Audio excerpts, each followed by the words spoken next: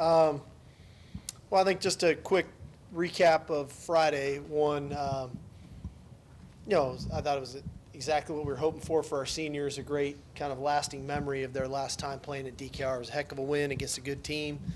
Can't thank the fans enough for providing that support like they did all year. I thought DKR was rocking from our first home game all the way through.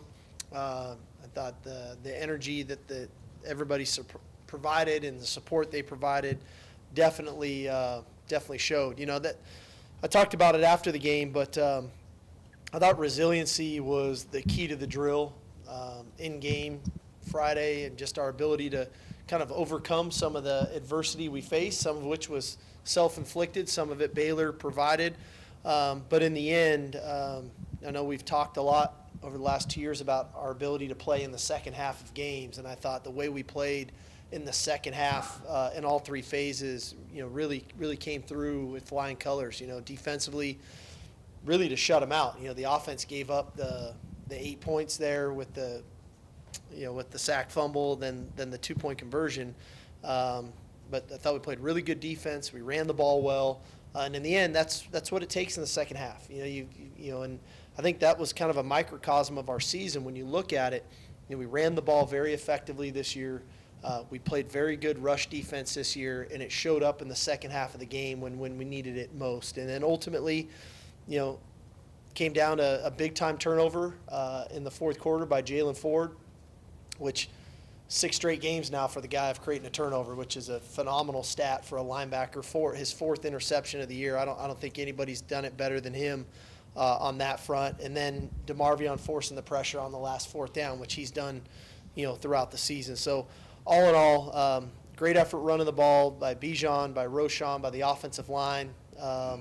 Nice job playing defense. Nice job covering kicks against an explosive kick return team. And in the end, I think there's a lot for this team to be proud of coming through it. Somebody just told me a stat. This is the second time, I think, in the last 9 years, Texas has won 8 regular season games.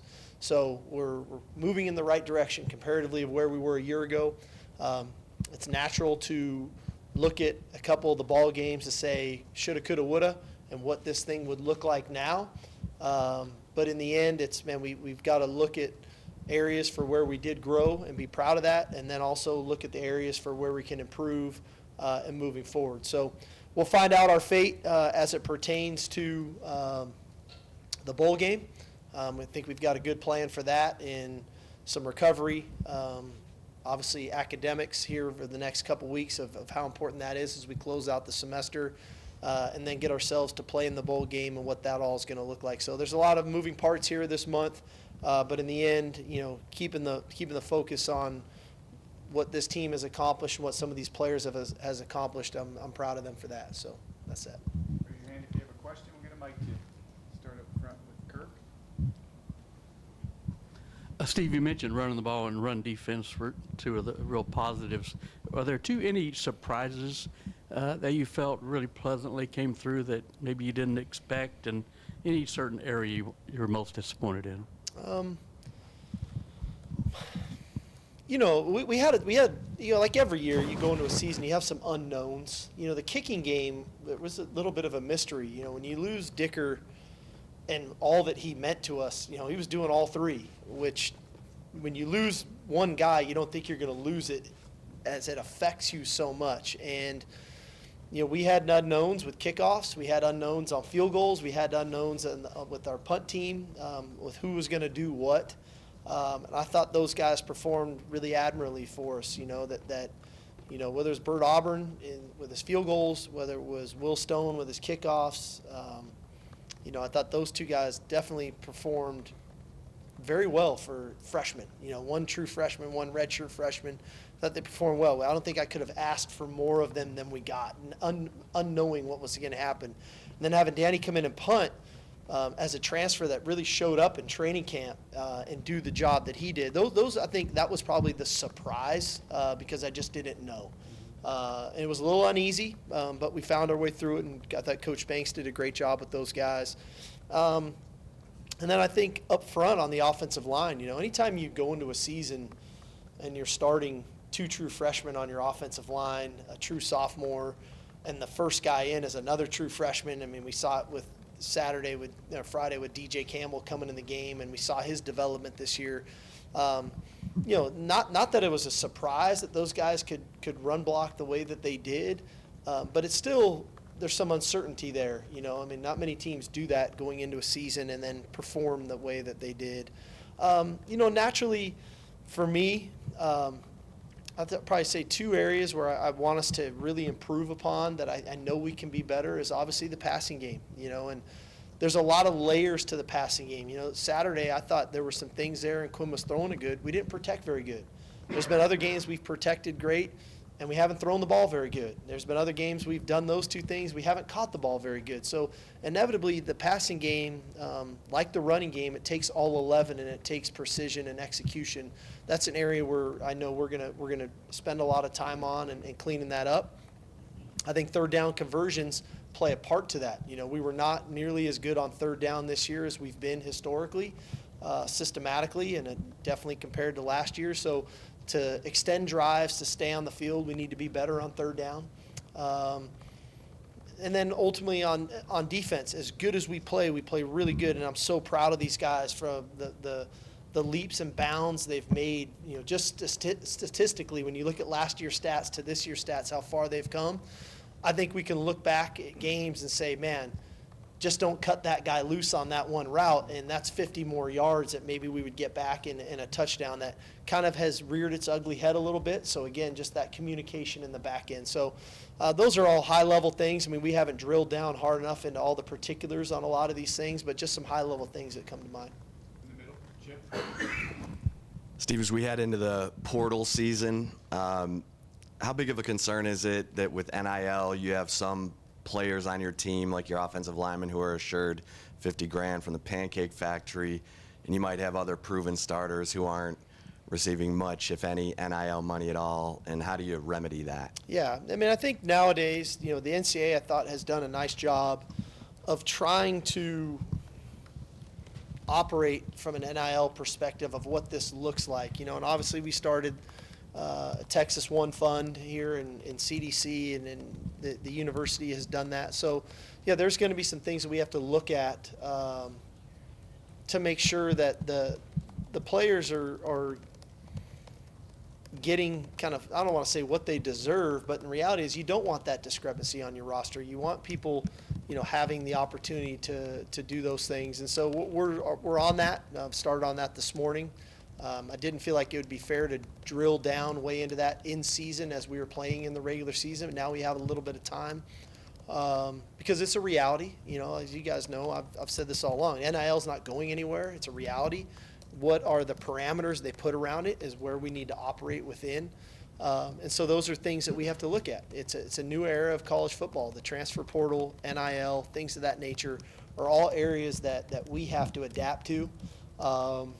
And I think that we've got a creative group of people that we work with.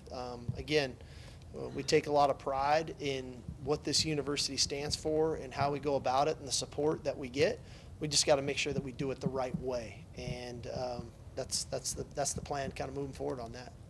On your left, Channing. Steve, going back to the passing game, how would you grade your receivers this year, and is that an area that you feel you need to address with recruiting or the portal this offseason? Well, I think my opinion, we have arguably the best receiver in our conference. I think so. I mean, he led Xavier led the conference in touchdown receptions again for the second year in a row. He's caught 21 touchdown catches. He had another 9 this year.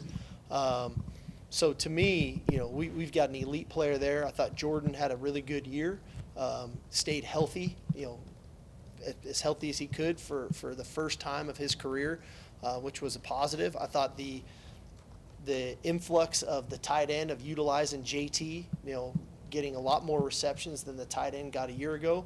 But again, we need the depth of that room to be stronger. That third wideout has got to come on. We got to make sure that we're versatile enough of threatening people to where one guy's not getting doubled, one guy's not getting all these intricate coverages, and we're not hurting people somewhere else. And so, like I said, we got to dive into that entirety of the passing game, of how we can improve that for the quarterback, for the offensive line, for the receivers, and making sure that that's what we're practicing to get ourselves ready, A, for the bowl game, and then B, into next season. Stay to your left. Yeah, so you kind of touched on it, but how beneficial are these extra weeks of practices? And as a coach, do you use this time more for strictly bowl prep or as like an opportunity to get younger guy reps? Yeah, I think it's a combination of both. Our first 5 or so practices for bowl prep will be really dedicated kind of back to, you can call it a spring ball mentality or a training camp mentality. We're going to get back to the basics on a lot of things. We're going to reteach some fundamentals, some techniques, some general schemes to make sure that everybody's got a firm understanding and we can work with those players to do that. The second half of the practices for the bowl game will be more dedicated to the actual game planning. I think one mistake you can make is do all the work on the game and then the players, I don't want to say get bored, but it's the monotony of the same stuff for 2 to 3 weeks and then they finally play the game. I think you have to keep it fresh this time of year. So we'll put forth some work on some of the developmental stuff, some of the developmental players, some of the reteaching of concepts and schemes, and then we'll shift towards actual game planning as we start getting closer to the ball game. On your right, Joe. Are there any positions right now that you know that you're going to look to address via the transfer portal? I mean, at this day and age with the portal, you kind of got to look at everything. I mean, because I don't know what's going to happen with our own team. I don't know who's going in the portal. You kind of have to take it day by day, quite frankly. I don't think that you can say, we need that. I mean, I don't know. I'm going to meet with every player this week and try to figure out where everybody's at and what their intentions are, and that'll dictate a lot of kind of the direction we need to go in. In the middle, Roger. Steve, I'm guessing you've watched games that affect you, that you're helpless watching. What was it like Saturday night for you? What were the emotions of that feeling of, okay, you kind of hung in there for a while? Mixed emotions of, hard to watch somebody else, hard to root as a fan, as I jokingly said, hard to think back. You think about other games of, man, we shouldn't be in this position. But I think it was a lesson learned for us. You never want to put your fate in somebody else's hands. You want to control your own fate, and we didn't do that. And inevitably we got put in that position, but we did it to ourselves, and we have to acknowledge that. We have to recognize that, and we have to accept that responsibility. And so moving forward as a program, we need to ensure that we don't put our fate in somebody else's hands. That's the biggest thing I came out of Saturday night when that game was done. We don't want to be in that position again. And to do that, we got to handle our business in September and October and then into November. You got to handle your business 1 week at a time so you don't put yourself in that position. On your far left, Cedric. Hey, Steve. In the old days, this was prime recruiting time, but now you got earmark time for the portal discussions and NIL. How's that changed the game for you? And is it as fun or is it more taxing? Well, I think everything is different. I think back to my summer. We do so much recruiting now in June, official visits and players being on campus, and then you get commitments, and I feel like sometimes a guy commits to you, you have to recruit him even harder because everyone's going to come after those same players that are committed to you. So we're still going to recruit hard in the month of December.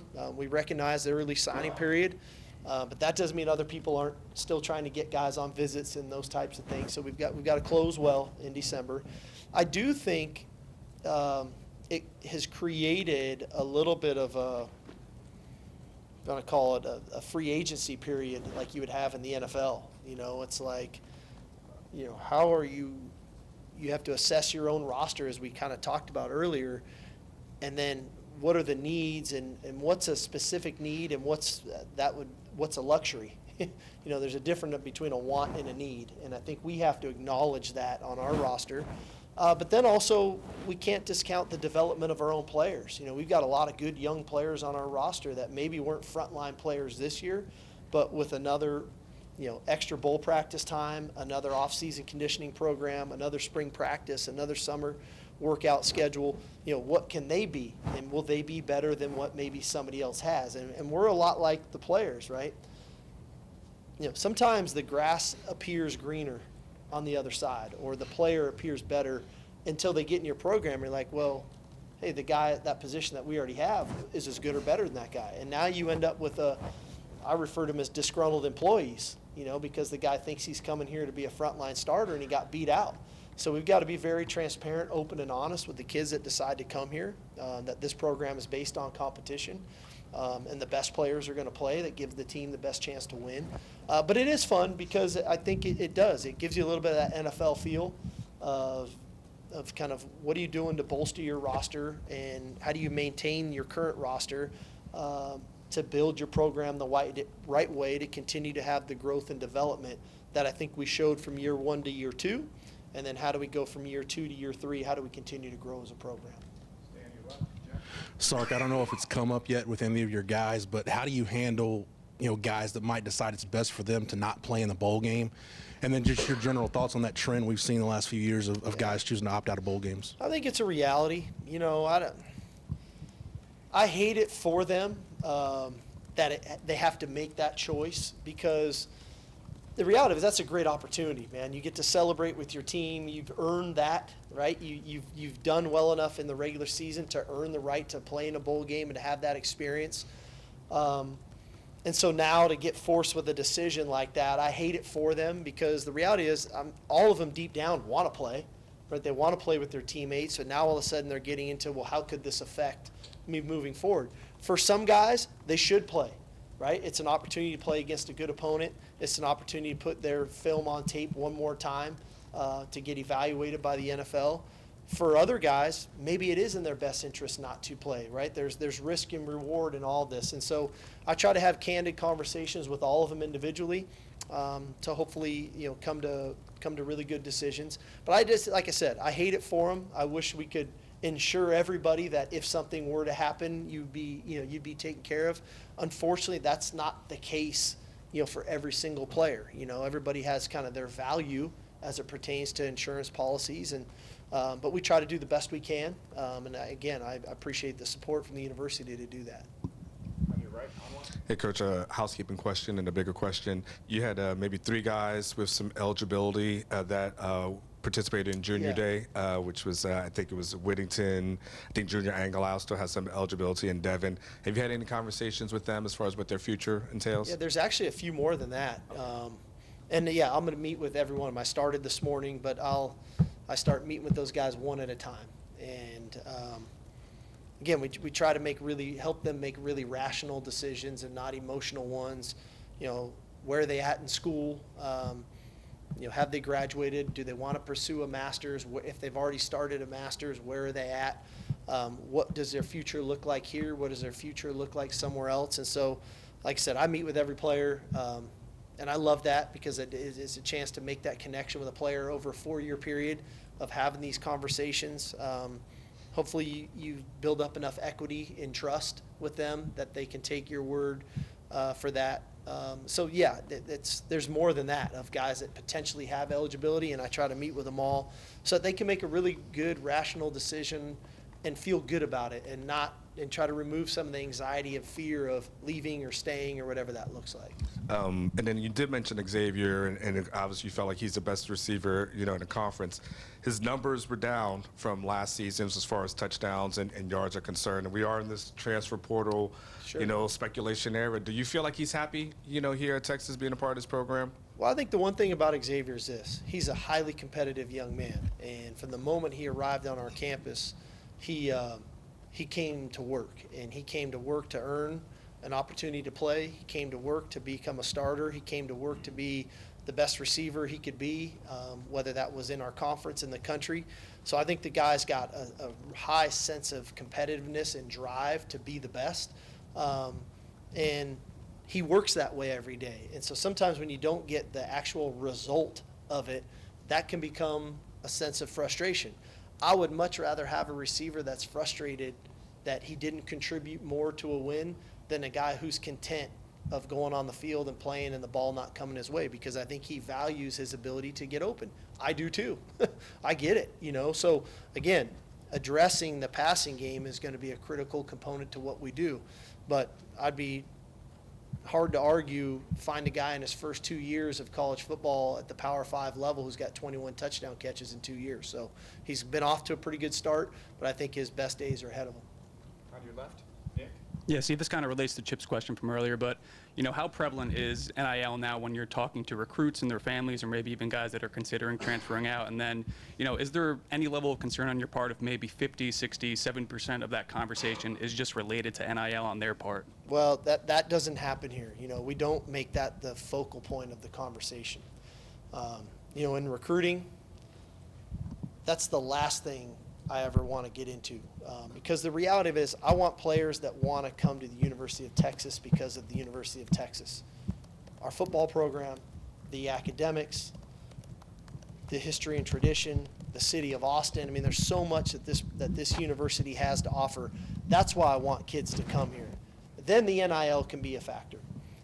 But if you're choosing to come here because of NIL, you're coming here for the wrong reasons, and you'll end up not being happy.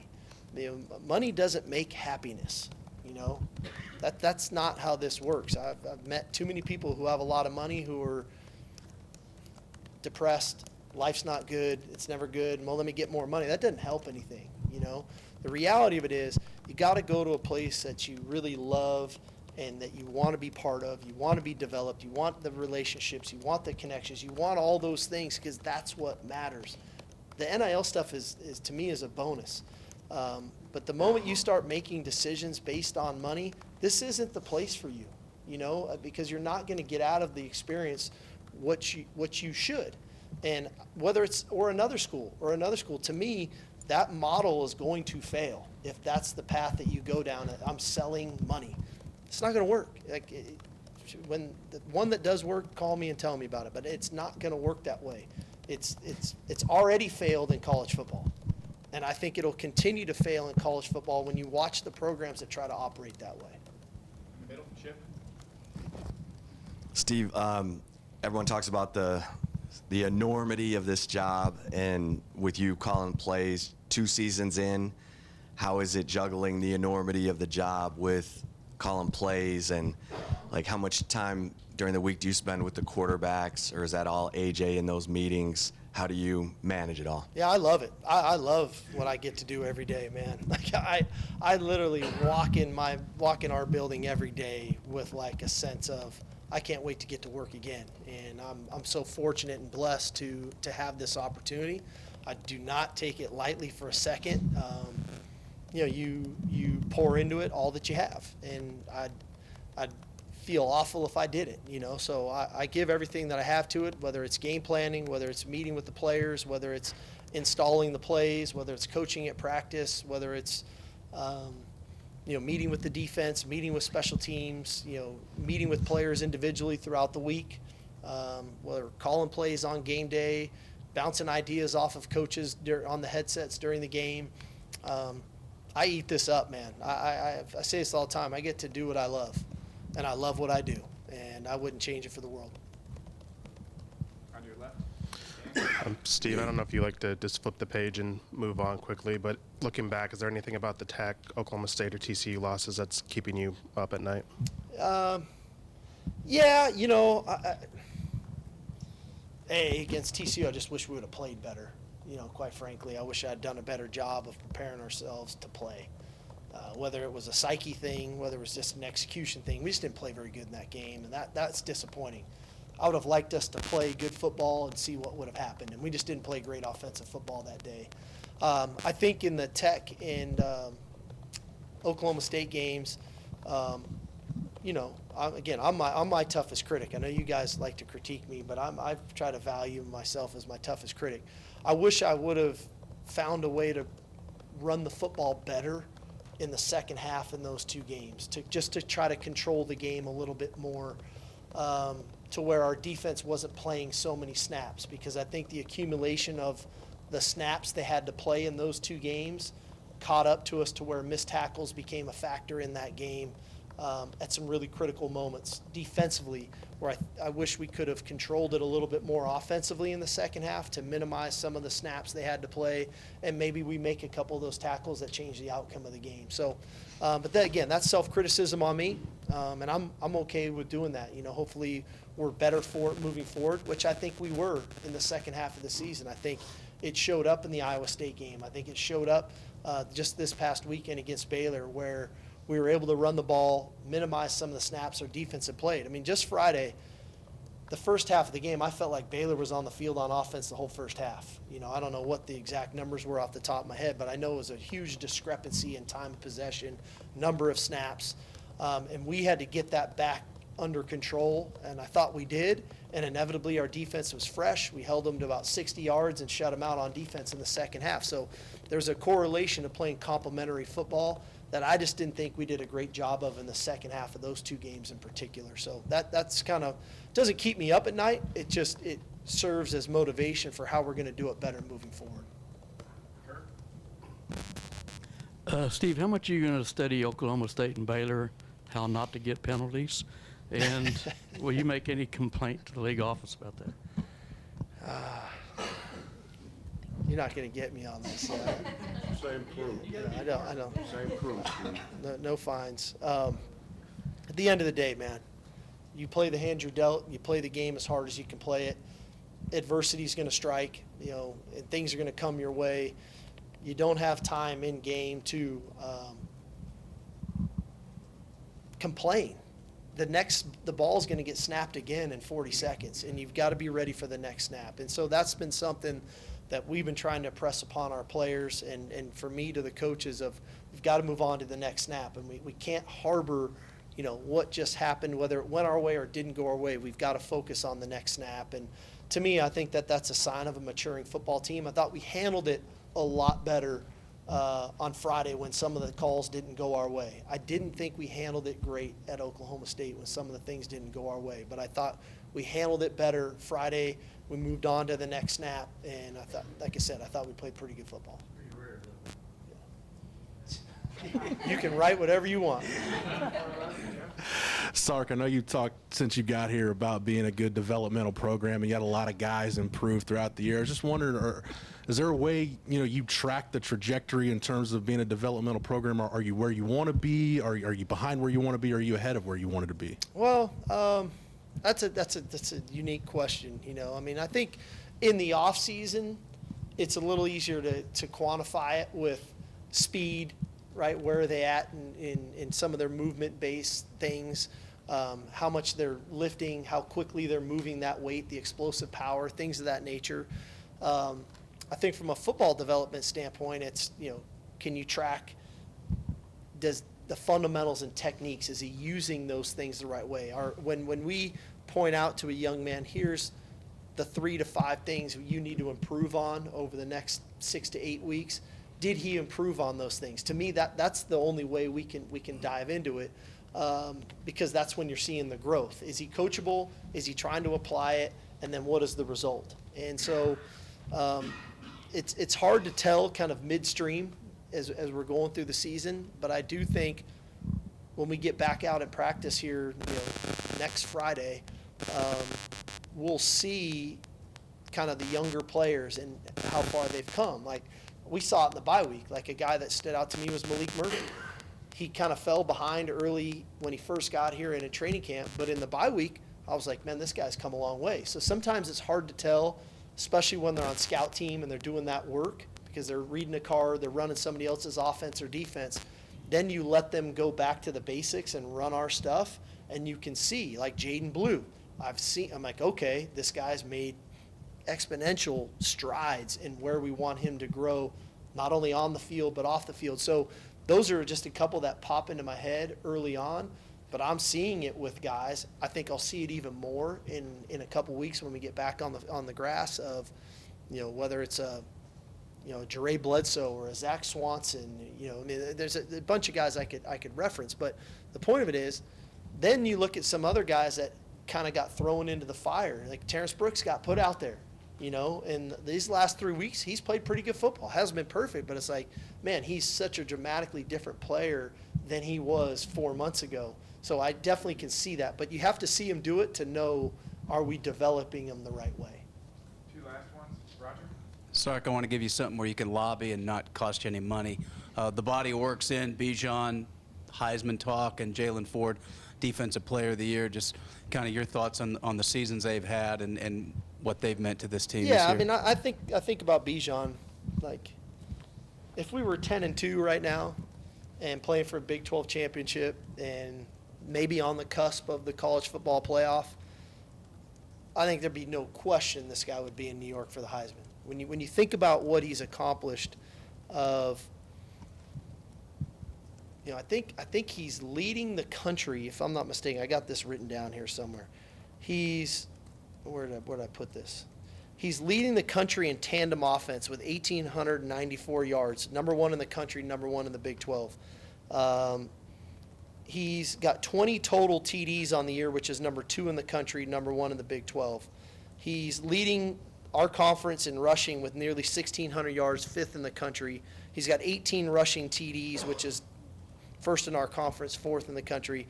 Like, those are staggering numbers for a guy that, will he get in there or not? And the idea that, man, it's crazy to think he's not getting the recognition he deserves, that's mind-blowing. Then you go to Jalen Ford. The guy's forced a turnover in 6 straight games. 6 straight games he's forced a turnover, 4 interceptions. I think he's got over 100 tackles on the year, whether it's forced fumbles, fumble recoveries, interceptions, tackles. He's just doing it at a really high level, and he's doing them at critical moments in the game. When are those turnovers occurring? In the fourth quarter to seal victories. Iowa State, Kansas State, Baylor. I mean, these are all critical moment plays. They're not first quarter, ho-hum, first drive of the game. It's when the game is on the line. This guy's playing his best football. So, hey, I don't know the criteria for voting on who gets voted for what. I know we got 2 of the best players in the country on our team, and they had great years. Last one.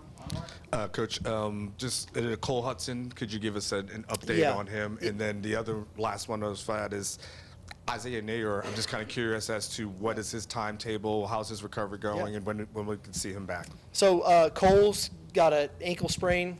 As you guys know, sometimes they take longer than others, but I anticipate having him back ready to go for the bowl game. Isaiah's done a nice job with his kind of recovery. You think about the timetable of just, simple math of what does 9 months look like out. He should put himself in good position to get himself ready for next season, and we got high expectations for him. He's got a great work ethic, great drive. Do I think he could have helped us this year? For sure, but that's part of football. Sometimes things happen, so I think he's doing the things necessary for him to get himself back in shape to be the player that he's capable of being and why he came to the University of Texas. Not yet, no.